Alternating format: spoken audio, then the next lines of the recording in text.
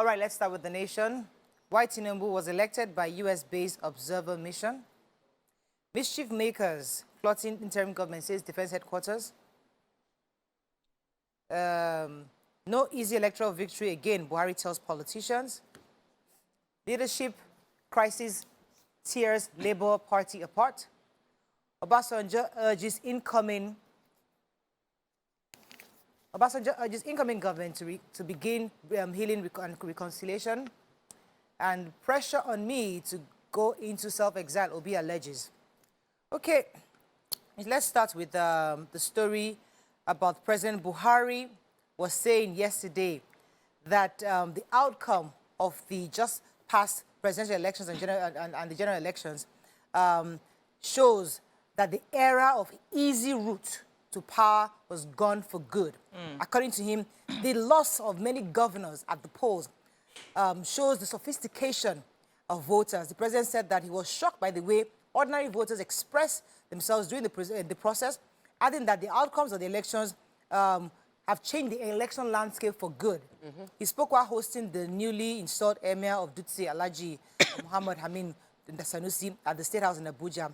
He was saying that 10 governors failed to make it to the Senate before they feel it's automatic. 10 governors failed to make it to the Senate.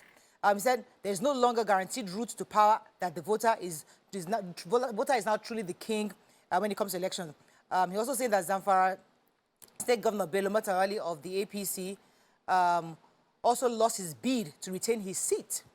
The 7 incumbent governors also lost their bid to be the senators. And there was one more, he said 4 former governors also lost their bids to return to the Senate. So these are good wins for the last elections. And this is showing that the power is in the hands of Nigerian people. And people cannot automatically feel that they can get into the next position just because now you have to work for it and prove yourself. So former President Olusegun Obasanjo said the incoming administration of the president-elect, Bola Ahmed Tinubu, must work to facilitate national healing and reconciliation. He said that there was divisiveness among Nigerians over the just concluded general elections. And this he said during the presentation of a book titled The Unending Quest for Reform, an intellectual memoir authored by Dr. Tunji Olokba yesterday in Abuja. And the event was put together by Next Year and the Ibadan School of Governance and Public Policy. And they had the theme from elections to governance and performance. So the former president went ahead to reiterate the need for public officers to think outside the box, to reform the public service, and turn it into a capacity-ready unit and rescue the nation from the numerous challenges that we have. He said at his age, he's too old to keep quiet, and is urging the incoming administration to take appropriate steps to heal the nation's wound and assuage the fears of the citizens. So he said quite a lot, but at the end of the day, he said we need to work together as a country to make this work. And we also the government needs to give a conducive environment to enable our resources to begin to work for us. We know now that there's dwindling oil revenue coming in, so that must be paid attention to. So an American diplomat and was one of the foreign observers of the 2023 election, February 25th presidential election. His name is Johnny Carson. He is the executive officer of the United States Institute of Peace. He's also, he was also the co-lead of the National Democratic Institute and the International Republic Institute. These institutes were the ones that were involved in the International Election Observation Mission. About 229 groups were accredited by INEC to observe the elections. Out of all those 229, we had 33 international and 196 national observers. What he said was he understood why Asiwaju Bola Ahmed Tinubu won the election. He said that there were 3 things. But the first thing he said was that he won because they had a formidable political party. They had access to resources for oiling his political machinery, and they had sufficient spade work on the grassroots level. And that with these 3 things, they were able to, he feels like they decisively won the election, and he sees no reason except for any major mischief why he won't be sworn in May 29th. And Alhaji Muhammad used that to quickly engage the officials and condemned critics of the election, saying that it's not like they did not vote for other parties, but it was sufficient that the elections were won by Asiwaju Bola Ahmed Tinubu for the Northwest, North Central, Southwest, and became second in the Northeast and Southeast and South-South. Still reviewing papers, and we're moving on to the Punch. Interim government parties back military as defense headquarters ruptures plot says it's illegal. IG decorates newly promoted DIGs, AIGs, and others. Boa Foods grow revenue to 418 billion naira. Whitney, Lagos places Chrisland School on probation. Killer headsman raid Benue community, kill policeman and 45 others. Sacked LP chair blames APC as police occupy secretariat. And reps probe alleged 20 billion naira diversion by the NNPCL officials. Okay, which story are we starting with? 46 persons reportedly killed on Wednesday as suspected armed headers unleashed a deadly attack at Umogidi community of Entekpa, Adoka district in Otukbo local government area of Benue State. They said the fresh attack came a day after suspected headers invaded the community and killed 3 persons on Tuesday. The people were still in mourning when they came back and killed the remaining 46. So he said on Monday, the Bobi community in the neighboring government were also attacked. 3 persons were killed. Then later, armed headers returned to the community on Wednesday after the burial of the 3 people killed, and then killed the remaining people. So the special advisor to Governor Samuel Otom on security had to speak to journalists on the phone, and he described the incident as a very tragic and painful one. He confirmed the attack, said that they have so far just seen about 46 casualties, but there may be more, depending, because a lot of people are still reportedly missing. So the story, they gave other accounts of attacks in different areas of Benue State. Getting to a lot, said there was a church that was attacked by headers as well. A lot of Christian homes were attacked by headers. And they said not fewer than 60 people have been reportedly killed across the state. And so they expect the government to do more in terms of security. They've been hoping that the federal government will step in and help the states, but nothing so far. So they are crying out that Benue State right now needs a lot of help.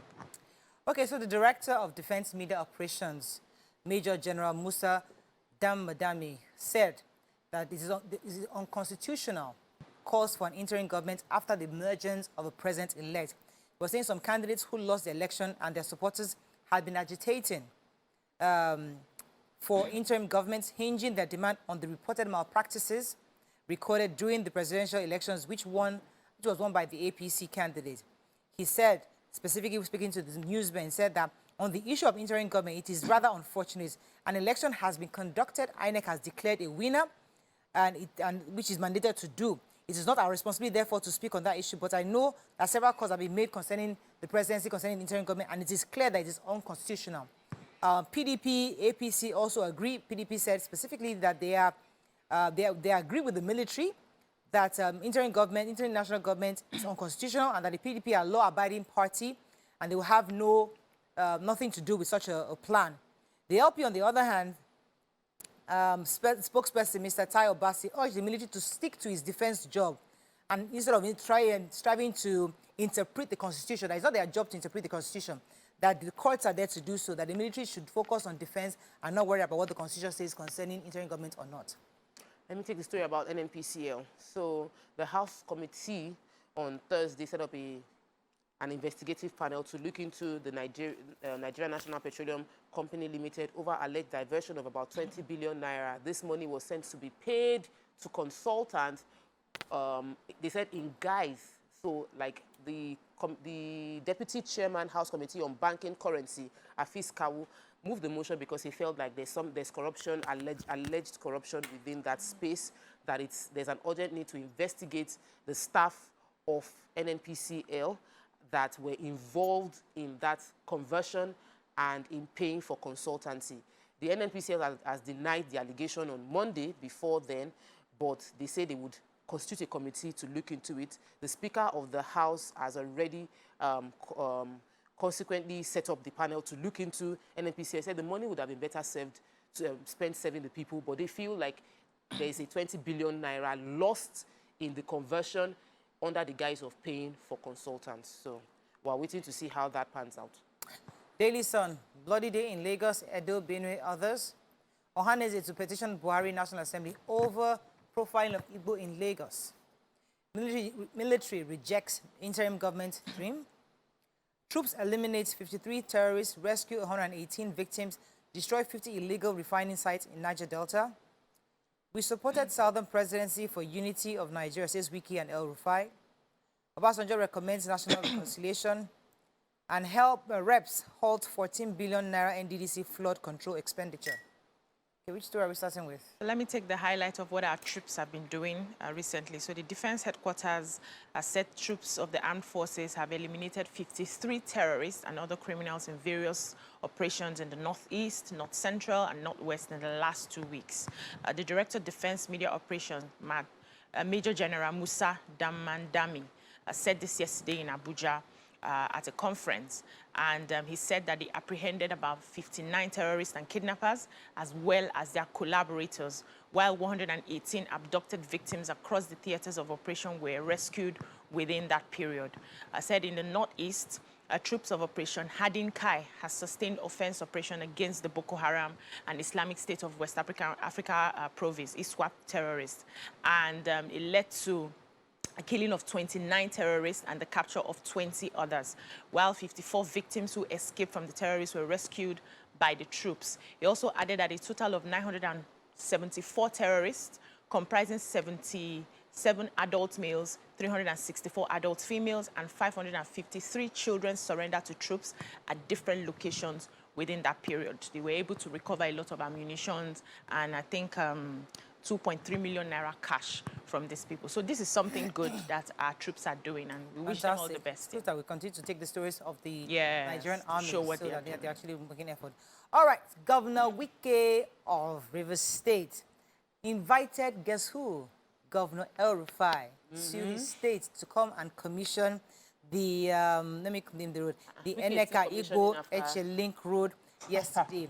And he came and he said that he was now referencing the fact that the South, that the government, the voters voted for a Southern president this time around. He was saying that he said it was natural justice that the presidency moved to the South since the incumbent is from the North.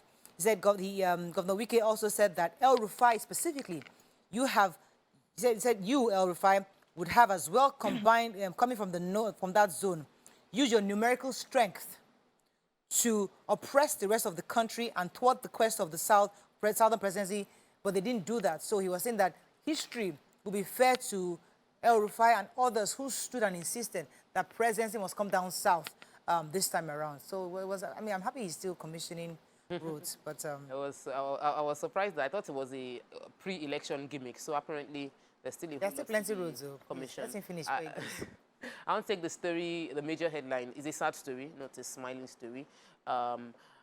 Really sad, 72 hours before Easter celebration, about 52 people, including 3 police officers and scores of others were killed. 52 people killed, including 3 police officers, scores injured across Lagos, Edo, Benue.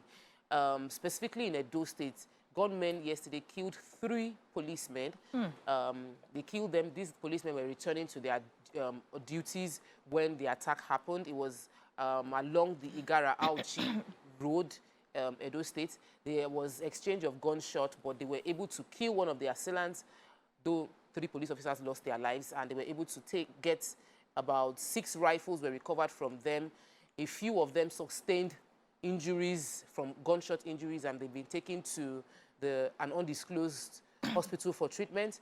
Daily Sun also gathered that there were attacks that took place from, they detailed more of the attack that took place in Edo State. But in Benue, in Okene, they recovered 4 police rifles, an additional 2 in the area. They found suspects who were seen to have caused the bloody marking on the ground. So they trailed the bloody marking on the ground because they got information, which for me, I wanted to tell the story because it highlights the part of us as citizens helping the police. What happened was somebody called the Bukun, called the police officers to let them know that he saw blood trail into a particular area, and the police trailed that blood and they were able to discover that was a hideout, found police rifles, recovered two belongings of the attackers. We're just happy that, it's sad that we're losing lives, but we're happy there seemed to be a sort of equal attack from the police as well. Vanguard, Labour, NECA, NYCN reject subsidy removal and palliatives. 2023 polls show of shame, says Obasanjo. Why high out-of-school children rate persists, says Buhari's aide. Interim government unconstitutional, says military. Flight cancellations loom as fan denies oil marketers access to airports. Troops neutralize 48 terrorists, rescue 118 kidnapped victims. Whitney Adeniran, why Christian school is on 1-year probation, says Lagos State government. Peterobi has no plan to leave Nigeria despite pressure, says LPPCC. And Labour Party's crisis worsens as faction invades national secretariat.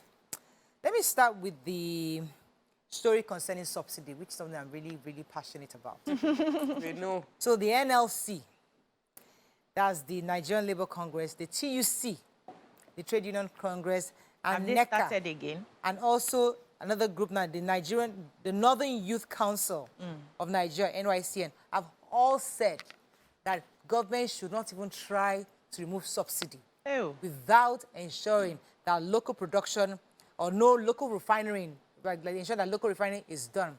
And that $800 million facility or fund they just gotten for as palliative to cushion the effect of the subsidy. They don't know about that one. No.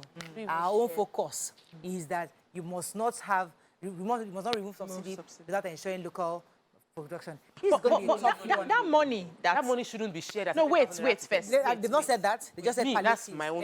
Wait, but can't they deploy, in fact they couldn't, can't they deploy the money to building refinery? They can.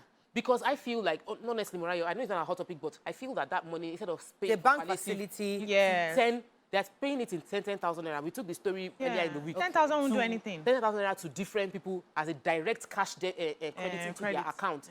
While we can use that money to support private people that have license for modular refinery to put their modular refinery in different areas of the country, and we have local production fast. Immediately. And they'll recover that money back because it's a private business.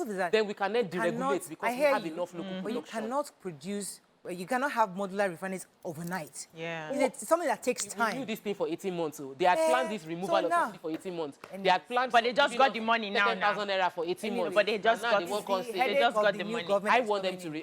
they deliberately left it to the new administration. It's in June they plan. And the president-elect has said especially that we cannot continue subsidy. It doesn't make sense. I don't know what's going to happen. Really hey, where we get to 1,000 per liter? He said 700. Calm down. Hey, 700.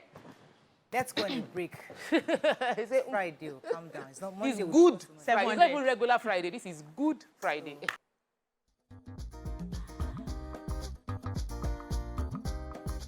Stay tuned. Your View will be right back.